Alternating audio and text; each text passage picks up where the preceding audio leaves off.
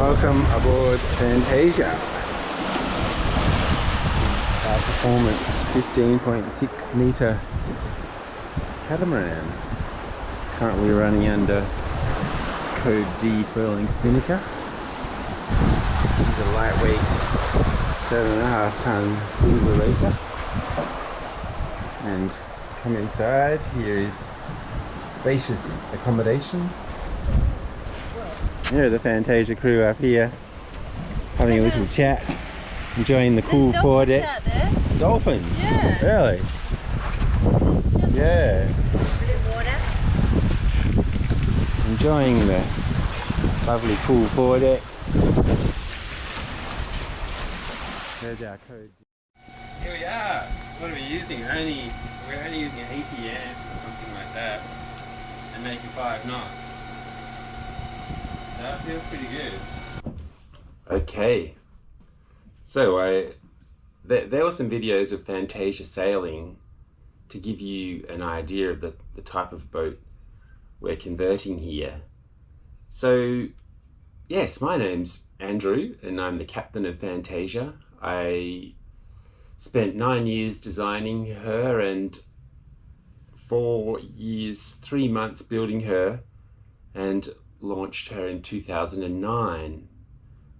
In the intervening 14 years, she has logged over 62,000 miles, and which includes a voyage around Asia and sailing to many parts of Australia, as well as campaigning as a highly successful race boat. So while Fantasia is an easily driven boat, she's also 15.6 meters long and has quite a lot of windage.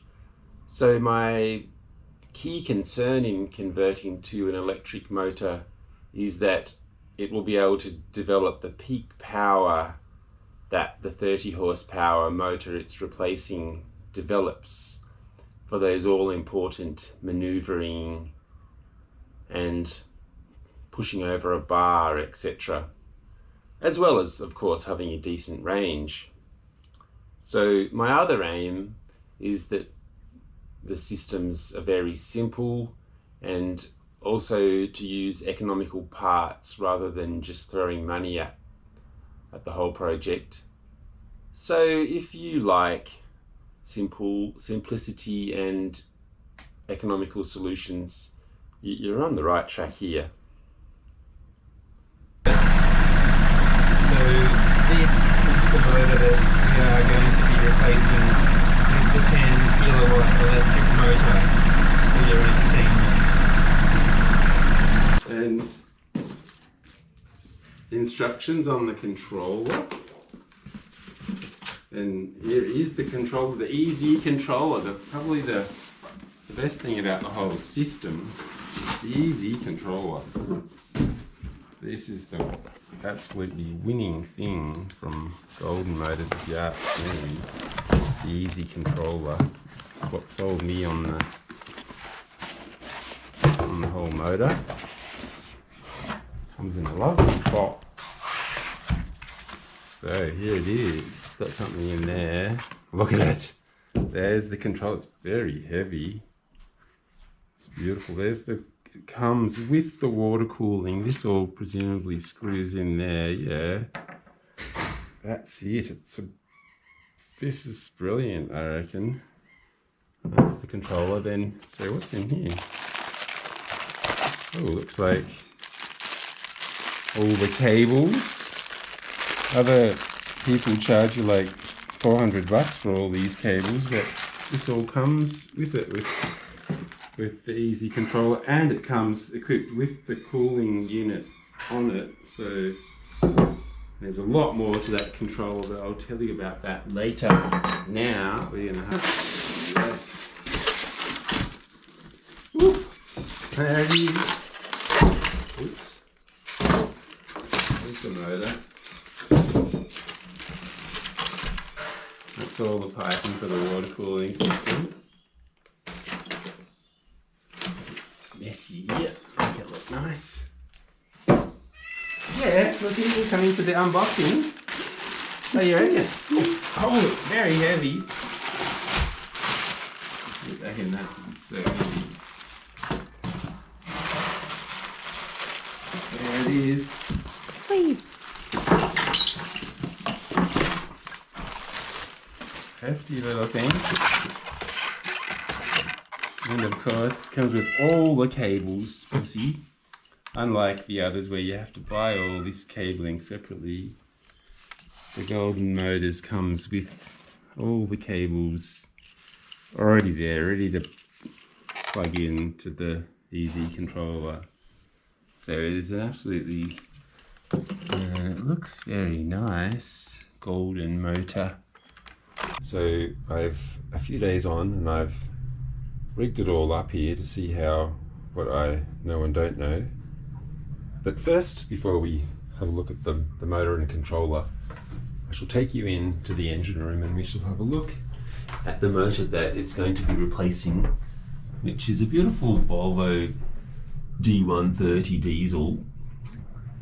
There it is, and I've been working out how to make the plate to put in to support the sail drive and hold the motor. One thing I won't be sad about losing is all the mess and the oil and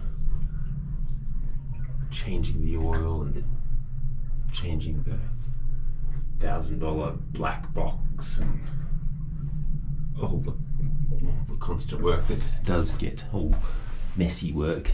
So even though I love that motor, I'm very excited about the new electric motor. So first here is the Golden Motors 10 kilowatt motor. Now what's special about this motor is that it's a axial flux motor, meaning that the shaft goes through and is actually like a spinning top with the rotor in the middle there and the magnets on either side axially of the rotor. So the rotor can actually come right out to the edge here. So that's what makes it so compact compared to the radial flux typical motors that are more like a hamster wheel there, with the windings and the magnets taking up a fair thickness of the edge. So to get the sort of flywheel effect and torque, it gets it with a smaller diameter. So that's the patented Golden Motors design that I'm putting my faith in there. And here is also their newly released controllers, which just seemed like such a fantastic deal, because for under $1,000 Australian you got all the cabling with the motor and all this additional cabling for all the attachments, and it also comes equipped with the cooling plate, which you normally have to buy separately, as you have to buy the cables and these cables, and then you have to have it programmed, where this is already pre-programmed and is a self-learning type of device. But it also comes with the Bluetooth connection that you can have on your phone, and adjust all the parameters of the motor, as well as you have a nice speedo, voltage, amps, temperature, all comes up on your phone. Okay, so we're gonna do the Golden Motors 10 kilowatt initial test run. I've got it wired up to my 15 kilowatt lithium bank, just temporarily to give it a test run. I've got the foot throttle down here that I'm going to be modifying to use with my cable system. So I've got the app up and running, which seems quite good, and Bluetooth to the phone, and you can control all the parameters of its operation. Very comprehensive, lot of parameters that you can control, but apparently it's set right anyway. It doesn't need any adjustment, so it's also self-learning. So here we can see the voltage, the RPM, and the motor temperature and the controller temperature, as well as the current. So let's have a look at it at run here. So I'm going to run it up. Put the foot thing takes a little while to come on. The foot throttle. There's quite a bit of travel. I'm still bringing it down slowly. And it starts to go there. So run it there. It's running like 800 revs.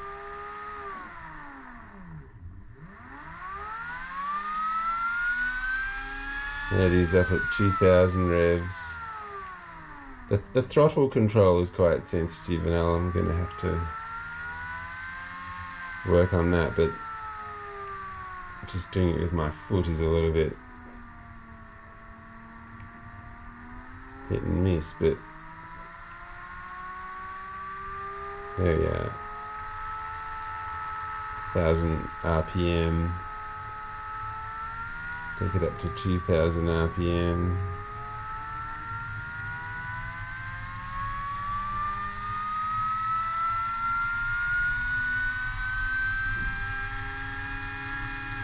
There it is at 2000 RPM. We're going up. There's 2500.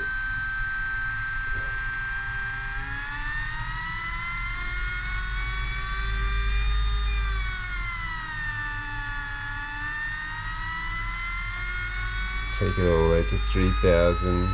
That's 3400. 3500. 4000. A little bit of wobble there at 4000 to shake the phone off, but goes all the way to 4500. It's quite powerful, very smooth. There it is, running at just 400 RPM. Drawing.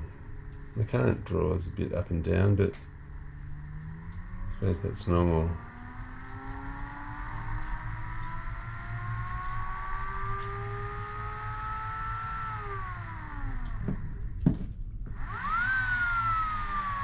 Really quiet too, very impressive. So I'm feeling rather pleased with that.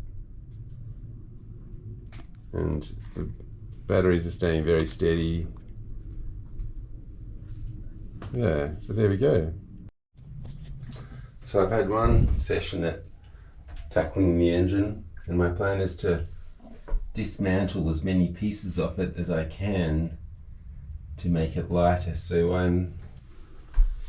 well, if ever I had any regret for pulling the motor out and going electric, they're rapidly dying away with the sort of mess that I'm confronted with when I remove the motor. That's sort of the scene there. And right, so got as much off the motor as seems possible, and I've rigged up this Dyneema rope, which I'm hoping to slide the motor out on. Just detached it from the sail drive here, and it seems heavier than what I'd hoped. So let's see how we go. Okay, so I've added a few more inches, and I'm currently just trying to lift it up onto these planks of wood. Now I'm just about to go and enlist the help of my partner, but I figure if I can lift it like that, I may be able to get those planks under and get it up onto there. But what happens next, I'm not quite sure. Alright, so we've got it this far, which has been a fair struggle. Sort of not got a very solid plan here, but we're also working on a heat wave day, but it's halfway across the bathroom, It's a fair way to go. So we're making a bit of progress in our de-icing project. There.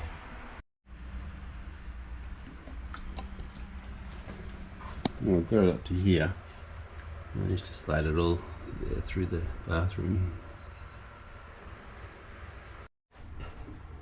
Right, so we have succeeded in, without any trouble, any disaster, in dragging the motor out here, and we've got it up the stairs now. We use this block and tackle here, a combination of Carolyn pulling and me lifting and pulling it away from the stairs. We've got it there, which is seemingly the hardest part of getting it out.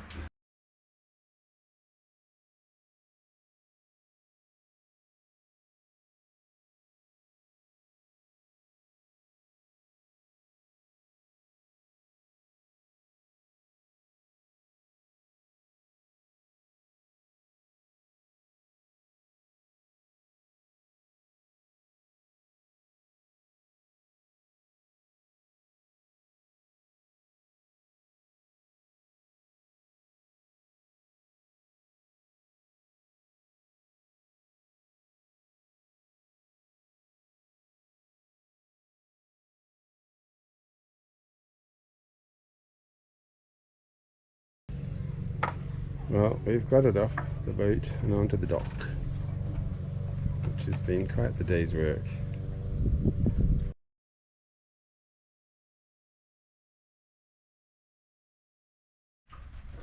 Right, so there's the lovely clean space left with the removal of the diesel, and now we can move on.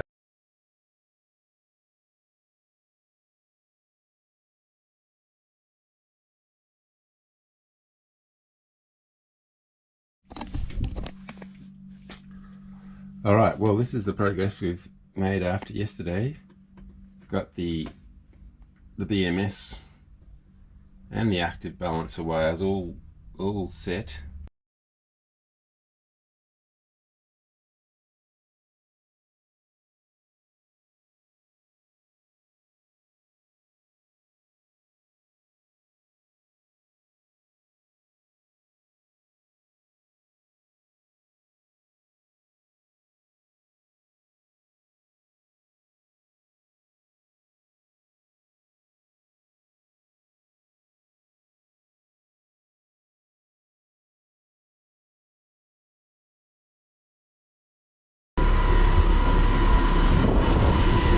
Lots of thrust. It should go to 250, but I'm a little bit hesitant on my first run to go too fast, and I'm quickly bearing down on the fin fleet, so I might just hold our chest there, come down to a nice gentle cruising speed, which is about there.